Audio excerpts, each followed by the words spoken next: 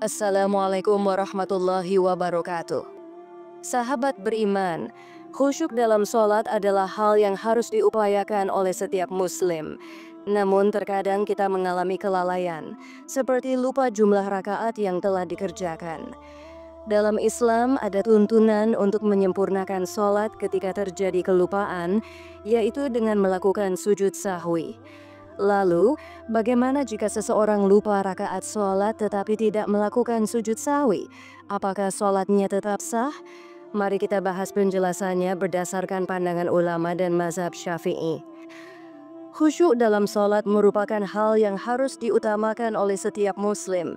Dengan sholat yang khusyuk, seseorang akan merasakan manfaat spiritual yang mendalam, termasuk ketenangan hati dan kedekatan dengan Allah Subhanahu wa Ta'ala. Namun, tidak semua orang bisa menjaga kekhusyukan dalam setiap sholatnya. Terkadang, pikiran bisa teralihkan oleh berbagai hal, sehingga menyebabkan lupa jumlah rakaat yang telah dikerjakan. Kelalaian dalam menghitung rakaat sholat akibat kurangnya konsentrasi merupakan kejadian yang sering terjadi.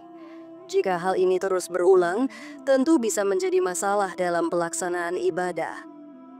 Islam telah memberikan tuntunan bahwa ketika seseorang lupa rakaat sholat, ia dianjurkan untuk melakukan sujud sahwi.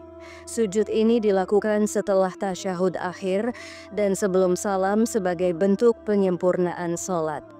Namun, bagaimana jika seseorang menyadari bahwa sholatnya kurang satu atau lebih rakaat, tetapi tidak melakukan sujud sahwi? Apakah sholatnya tetap sah? Berikut penjelasan dari pengasuh Lembaga Pengembangan Dakwah Al-Bahjah, Kiai Haji Yahya Zainul Ma'arif atau yang lebih dikenal sebagai Buya Yahya. Hukum sujud sahwi menurut mazhab Syafi'i, Buya Yahya menjelaskan bahwa menurut mazhab Syafi'i sujud sahwi hukumnya sunnah. Artinya meskipun seseorang tidak melakukan sujud sahwi, sholatnya tetap dianggap sah. Sujud sahwi itu sunnah, bukan wajib. Jangan sampai ada yang menganggapnya wajib lalu menjadi bingung. Jika ingin melakukannya, silakan. Tetapi jika tidak sujud sahwi pun, sholatnya tetap sah. Ujar Buya Yahya, sebagaimana dikutip dari kanal YouTube Al-Bahjah TV pada Ahad, tanggal 9 Februari tahun 2025. Dalam satu kasus, seorang jemaah menceritakan kepada Buya Yahya bahwa ia menunaikan sholat zuhur, tetapi hanya mengerjakan 2 rakaat sebelum salam. Setelah menyadari kesalahannya, ia bertanya tentang apa yang harus dilakukan. Buya Yahya pun menjelaskan, lanjutkan sholatnya, tambahkan 2 rakaat yang kurang, lalu setelah tasyahud akhir sebelum salam, lakukan sujud sahwi. Beliau kembali menegaskan bahwa meskipun sujud sahwi tidak dilakukan, sholat tersebut tetap sah karena sujud sahwi bukan suatu kewajiban.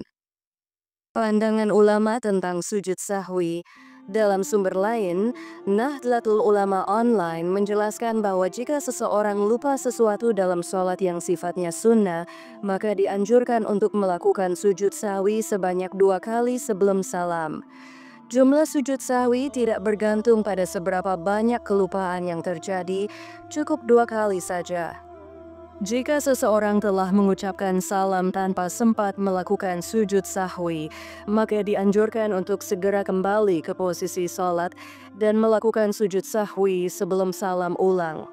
Hal ini berlaku jika jeda setelah salam masih singkat dan belum ada aktivitas lain, seperti berbicara atau beranjak dari tempat sholat.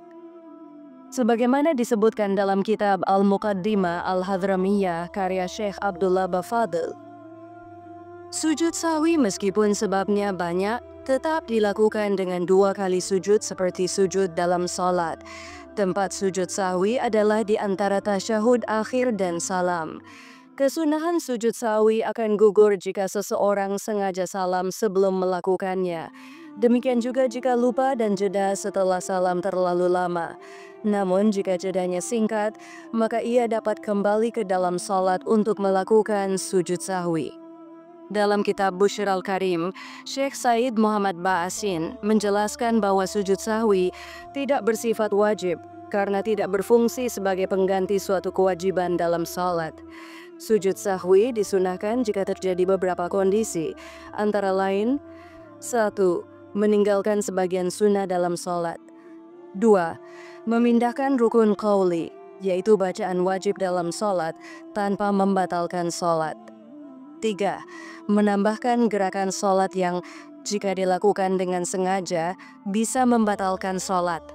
4. Ragu apakah telah meninggalkan suatu sunnah dalam sholat.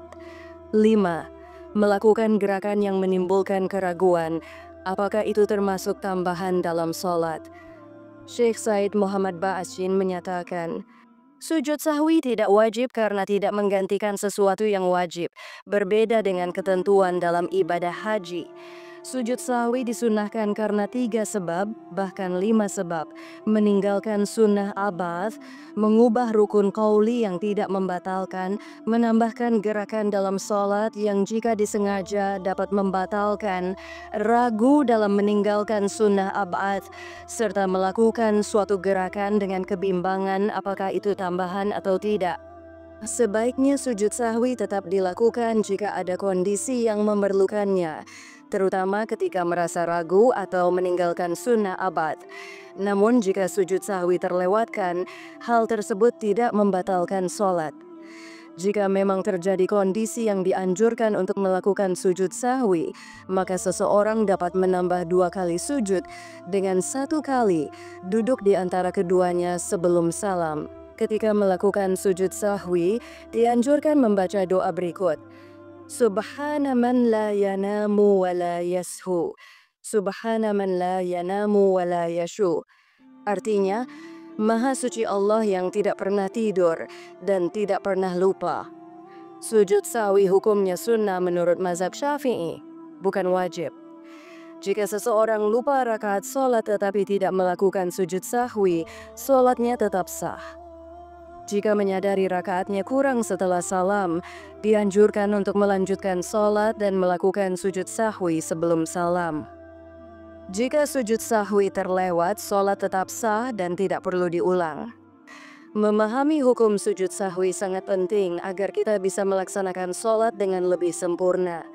Meskipun hukumnya sunnah dan tidak membatalkan sholat jika ditinggalkan, sujud sahwi tetap dianjurkan untuk menjaga kesempurnaan ibadah. Dengan mengetahui tuntunan ini, kita bisa lebih tenang dalam menjalankan sholat dan tidak ragu ketika menghadapi kelupaan. Semoga pembahasan ini bermanfaat dan menambah wawasan kita dalam beribadah. Wallahu a'lam.